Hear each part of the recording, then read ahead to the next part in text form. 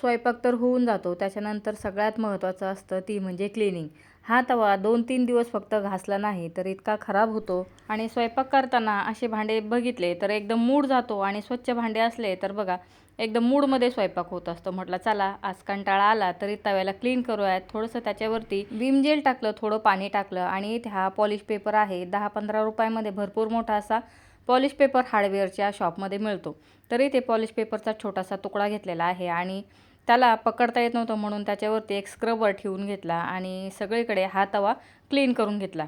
आता इथे धुवून घेतला. परत मला थोडे थोडे डाग दिसत होते म्हणून पुन्हा इथे या तव्याला घासून घेतलं. थोडीशी ताकद लावावी लागली आणि तवा एकदम क्लीन झालेला आहे.